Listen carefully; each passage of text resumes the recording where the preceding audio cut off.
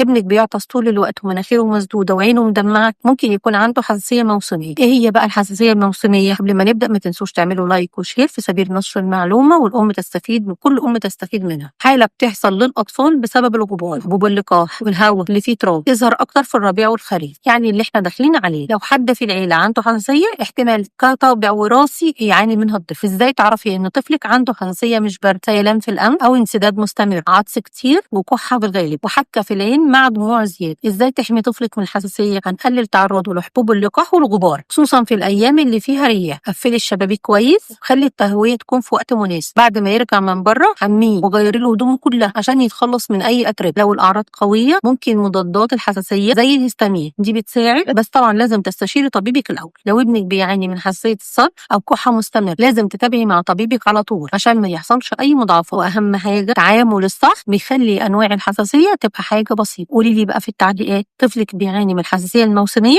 وإيه أكتر حاجة بتضايقه؟